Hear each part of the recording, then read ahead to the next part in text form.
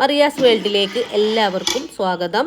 ഇന്ന് ഞാൻ വന്നിട്ടുള്ളത് ഈസി ആയിട്ടും ടേസ്റ്റി ആയിട്ടും ഉണ്ടാക്കാൻ പറ്റിയ ഒരു കിഡിലൻ ബീഫ് ബിരിയാണിയുടെ റെസിപ്പി ആയിട്ടാണ്. നമ്മൾ മലയാളികൾക്ക് ഒഴിച്ചുകൂടാൻ പറ്റാത്ത ഒരു ഡിഷാണല്ലോ ബിരിയാണി. അത് നല്ല ടേസ്റ്റിൽ വീട്ടിൽ എങ്ങനെ റെഡിയാക്കി എടുക്കാനായിട്ട് പറ്റും എന്നുള്ളൊരു വീഡിയോ ആണ് കേട്ടോ ഞാനിന്ന് കാണിക്കുന്നത്. അപ്പോൾ വീഡിയോ മുഴുവനായി തന്നെ കണ്ടു നോക്കുക. നിങ്ങൾ ബിരിയാണി ഇഷ്ടപ്പെടുന്നവരാണെങ്കിൽ ഈ റെസിപ്പി ഒന്ന് ട്രൈ ചെയ്ത് നോക്കുക. തീർച്ചയായിട്ടും നിങ്ങൾക്ക് ഇഷ്ടപ്പെടും. അത്രക്ക് നല്ല ടേസ്റ്റുള്ള ഒരു ബിരിയാണിയാണ് ഇത്. അപ്പോൾ നമുക്ക് വീഡിയോ ഒന്ന് കണ്ടു നോക്കാം. അപ്പോൾ ആദ്യം നമുക്ക് ബിരിയാണിയിലേക്കുള്ള ബീഫ് ഒന്ന് റെഡിയാക്കി എടുക്കണം. അപ്പോൾ അതിലേക്കുള്ള ഉള്ളി തക്കാളി ഒക്കെ ഒന്ന് കട്ട് ചെയ്തെടുക്കാം. ഞാനിപ്പോൾ ഇവിടെ ബിരിയാണി ഉണ്ടാക്കാനായിട്ട് 1 കിലോ ബീഫാണ് എടുത്തിട്ടുള്ളത്. അതിലേക്ക് ഒരുപാട് മസാലൻ്റെ ഒന്നും ആവശ്യമില്ല. അപ്പോൾ ഞാൻ ഉള്ളി മുഴുവനായിട്ടും കട്ട് ചെയ്തെടുത്തിട്ടുണ്ട്. ഇനി തക്കാളിയും മല്ലിച്ചപ്പും കൂടി ഒന്ന് കട്ട് ചെയ്തെടുക്കാം. അപ്പോൾ ഞാൻ എല്ലാതും തക്കാളിയും മല്ലിച്ചപ്പും എല്ലാം കട്ട് ചെയ്തെടുത്തിട്ടുണ്ട്. ഇനിയിപ്പോൾ ബിരിയാണിക്കുള്ള ബീഫ് ഒന്ന് വേവിച്ചെടുക്കണം. അതിനായിട്ട് ഞാനൊരു പ്രഷർ കുക്കർ എടുത്തിട്ടുണ്ട്. അതിലേക്ക് കഴുകി വൃത്തിയാക്കി വെച്ച ബീഫ് ഒന്ന് ഇട്ടെടുക്കുന്നുണ്ട്. ഇനി അതിലേക്ക് നമ്മൾ നേരത്തെ കട്ട് ചെയ്ത് വെച്ച ആ ഒരു തക്കാളി ഉള്ളിയൊക്കെ ഉണ്ടല്ലോ, അതൊക്കെ ഒന്ന് ഇട്ട് കൊടുക്കാം. ആദ്യം ഞാൻ ചെറിയ കുക്കറാണ് എടുത്തിട്ടുണ്ടായിരുന്നത്. പക്ഷേ അതിൽ ഇത് മൊത്തം കൊള്ളൂല എന്നുള്ളത് മനസ്സിലായി. അപ്പോൾ ഞാനൊരു വലിയ കുക്കറിലേക്ക് മാറ്റി കൊടുത്തിട്ടുണ്ട്. ഇനി ഇതിലേക്ക് അരിഞ്ഞ് വെച്ച ആ ഒരു മല്ലിയിലുണ്ടല്ലോ അതും കൂടി ഇട്ട് കൊടുക്കാം. ഇനിയിപ്പോൾ ഇതിലേക്ക് ആവശ്യത്തിന് മസാലപ്പൊടിയും കൂടി ചേർത്ത് കൊടുക്കാം. ഒരു 2 ടീസ്പൂൺ മുളക് പൊടി, 1/2 ടീസ്പൂൺ മഞ്ഞൾപ്പൊടി, 3 ടീസ്പൂൺ മല്ലിപ്പൊടി, ആവശ്യത്തിന് ഉപ്പും കൂടി ചേർത്ത് കൊടുക്കുക. ഇനിയിപ്പോൾ ഇതിലേക്ക് ഉള്ളി ചേർത്ത് കൊടുക്കണം. നമ്മൾ നേരത്തെ ഉള്ളി ചേർത്ത് കൊടുത്തിട്ടില്ലല്ലോ, അപ്പോൾ ഉള്ളി ഒന്ന് ഫ്രൈ ആക്കി എടുത്തതാണ് കേട്ടോ ഞാൻ ഇതിലേക്ക് ചേർത്ത് കൊടുക്കുന്നത്. ഇങ്ങനെ ചേർത്ത് കൊടുത്താൽ നമ്മളെ ബീഫിൻ്റെ മസാലക്ക് നല്ല ടേസ്റ്റ് ആയിരിക്കും. ഇനിയിപ്പോൾ ഇതിലേക്ക് ഒരു 2 ടീസ്പൂൺ ഇഞ്ചി വെളുത്തുള്ളി പേസ്റ്റും കൂടി ചേർത്ത് കൊടുത്തിട്ട് അതുപോലെ കൈ വെച്ചിട്ട് നല്ലോണം ഒന്ന് കുഴച്ചെടുക്കുക. എന്നിട്ട് ഇതിലേക്ക് ഒരു 1/2 ടീസ്പൂണോളം ഗരം മസാലയും കൂടി ചേർത്ത് കൊടുത്തിട്ട് ആവശ്യത്തിന് വെള്ളം കൂടി ചേർത്ത് കൊടുക്കുക. എന്നിട്ട് ഈ ഒരു കുക്കർ മൂടി വെച്ചിട്ട് ഒരു 3-4 വിസിൽ വരുന്നത് വരെ വേവിച്ചെടുക്കുക. അപ്പോൾ ബീഫൊക്കെ ഒന്ന് വെന്ത് സെറ്റായി വരുമ്പോഴേക്കും ചോറിനുള്ള അരി ഒന്ന് കഴുകി വൃത്തിയാക്കി എടുക്കണം. അപ്പോൾ അതിനായിട്ട് ഞാൻ ഈ ഒരു പാത്രത്തിലേക്ക് ഈ ഒരു കപ്പളവിൽ 4 കപ്പ് അരിയാണ് കേട്ടോ ഞാൻ എടുത്തിട്ടുള്ളത്.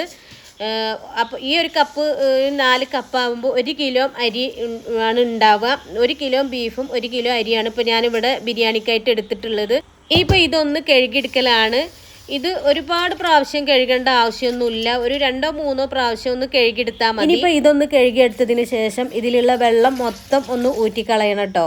അതായത് നമ്മൾ ഈ ഒരു അരി വെള്ളത്തിലിട്ട് വെക്കുന്നില്ല. എന്താണെന്ന് വെച്ചാൽ ഞാനിപ്പോൾ ഈ ഒരു ചോറുണ്ടല്ലോ ബിരിയാണിക്കുള്ള റൈസ്, അത് ഞാൻ കുക്കറിലാണ് റെഡിയാക്കി എടുക്കുന്നത്. അതുകൊണ്ട് തന്നെ ഇത് കൂടുതൽ വെന്ത് പോകാനായിട്ട് ചാൻസ് ഉണ്ട്. അപ്പോൾ അരിയൊക്കെ ഒന്ന് കഴുകി വൃത്തിയാക്കി ഞാൻ റെഡിയാക്കി വെച്ചിട്ടുണ്ട്.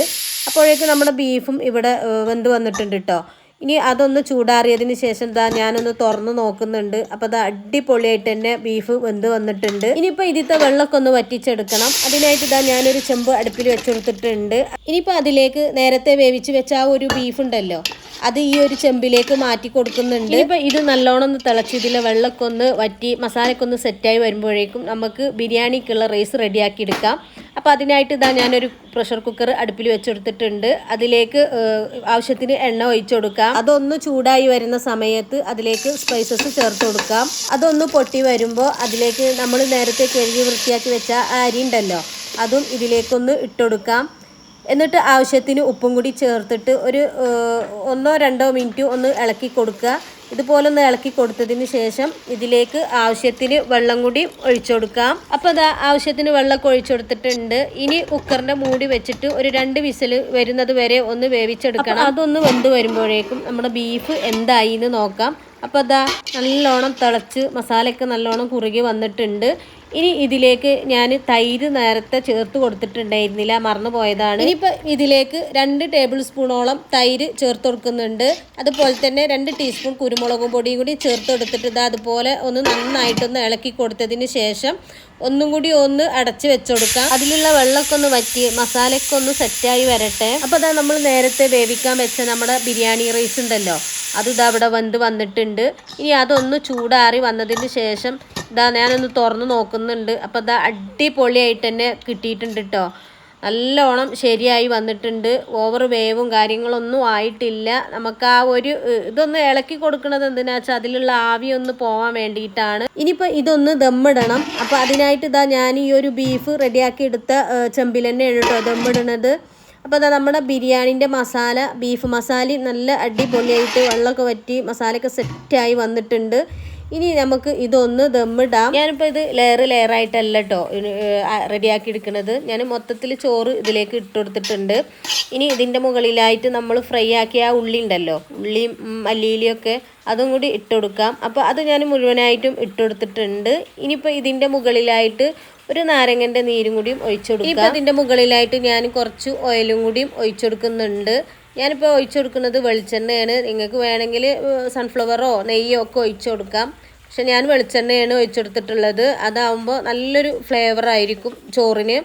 ഇനി ഇതാ ഈ ഒരു കയ്യിൽ വെച്ചിട്ട് ഇതുപോലെ ഒന്ന് കുത്തി കൊടുക്കാം. ഇതെന്തിനാന്ന് വെച്ചാൽ അടിയിൽ നിന്ന് പെട്ടെന്ന് ആവി മുകളിലേക്ക് വരാൻ വേണ്ടിയിട്ടാണ്. ഇനിയിപ്പോൾ ഇതൊന്ന് അടച്ച് വെച്ചെടുക്കാം. എന്നിട്ടൊരു 20 മിനിറ്റോളം ഒന്ന് ദം ചെയ്തെടുക്കണം.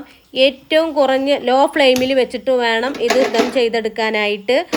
ഹൈ ഫ്ലെയിമിൽ ഒരിക്കലും ഇത് ദം ചെയ്യരുത്, അടി കരിഞ്ഞു പോകും. ഇനിയിപ്പോൾ ഇതിലുള്ള ആവി പുറത്ത് പോകാതിരിക്കാൻ വേണ്ടിയിട്ട് ഇതിൻ്റെ മുകളിലായിട്ട് ഇതുപോലെ ഒരു കനം കൂടി വെച്ചുകൊടുക്കാം. എന്നിട്ടൊരു 20 മിനിറ്റോളം നമുക്കൊന്ന് വെയിറ്റ് ചെയ്യാം. 20 മിനിറ്റ് ഒക്കെയാണ് പറഞ്ഞിരുന്നെങ്കിലും ഇപ്പോൾ ഒരു 25 മിനിറ്റ് ഒക്കെ കഴിഞ്ഞിട്ടുണ്ട്. നമുക്ക് ഇതൊന്ന് തുറന്ന് നോക്കാം. അപ്പോൾ അതാ ബിരിയാണി അടിപൊളി സെറ്റായിട്ട് തന്നെ വന്നിട്ടുണ്ട്. നല്ലൊരു സ്മെല്ലും എന്താ പറയുക, നല്ല ടേസ്റ്റും ഉണ്ടായിരുന്നു കേട്ടോ ഈ ഒരു ബിരിയാണി. ഇനിയിപ്പോൾ ഇതാ ഇതുപോലെ നല്ലോണം ഇളക്കി കൊടുത്തതിന് ശേഷം ഞാൻ ഇതൊരു ട്രേയിലേക്ക് മാറ്റി കൊടുക്കുകയാണ്. ഞാൻ ഇതിൻ്റെ മുന്നേയും കുറേ ബിരിയാണിൻ്റെ റെസിപ്പി ചെയ്തിട്ടുണ്ട് കേട്ടോ. കാണാത്തവരാണെങ്കിൽ എൻ്റെ ചാനലിൽ പോയിട്ട് ഒന്ന് കാണണം. Beef biryani, special beef biryani, chicken biryani, fish biryani, അതേപോലെ വെജിറ്റബിൾ ബിരിയാണി, അങ്ങനെ ഒരുപാട് ബിരിയാണിൻ്റെ റെസിപ്പി ഞാൻ ചെയ്തിട്ടുണ്ട്. അപ്പോൾ തീർച്ചയായിട്ടും നിങ്ങൾ അതും ഒന്ന് പോയി കാണണം. അപ്പോൾ അതാ ചോറ് ഞാൻ ഈ ഒരു ട്രേയിലേക്ക് മാറ്റി കൊടുത്തിട്ടുണ്ട്. ഈ ഒരു ബിരിയാണി എന്ന് പറഞ്ഞാൽ അടിപൊളി ടേസ്റ്റ് ആയിരുന്നു കേട്ടോ. ഇവിടെ എല്ലാവർക്കും നല്ലോണം ഇഷ്ടമായി. അപ്പോൾ നിങ്ങളെ കയ്യിലും ബീഫൊക്കെ ഇരിപ്പുണ്ടെങ്കിൽ ഇതുപോലെ ഒന്ന് ഉണ്ടാക്കി നോക്കുക. തീർച്ചയായിട്ടും നിങ്ങൾക്ക് ഇഷ്ടപ്പെടും. അപ്പോൾ വീഡിയോ മുഴുവനായി തന്നെ കണ്ടു നോക്കുക. വീഡിയോ കണ്ടുകൊണ്ടിരിക്കുന്ന സമയത്ത് നിങ്ങൾക്ക് ഇഷ്ടമായിട്ടുണ്ടെങ്കിൽ ഒന്ന് ലൈക്ക് ചെയ്യുക, സബ്സ്ക്രൈബ് ചെയ്ത് ഷെയർ ചെയ്ത് സപ്പോർട്ട് ചെയ്യുക. സബ്സ്ക്രൈബ് ചെയ്യാതെ കാണുന്ന കൂട്ടുകാരുണ്ടെങ്കിൽ പ്ലീസ് ഒന്ന് സബ്സ്ക്രൈബ് ചെയ്ത് സപ്പോർട്ട് ചെയ്യുക. അപ്പോൾ പുതിയൊരു വീഡിയോ ആയിട്ട് വരുന്നത് വരേക്കും എല്ലാ കൂട്ടുകാർക്കും അസ്സലാമു അലൈക്കും, ബൈ ബൈ.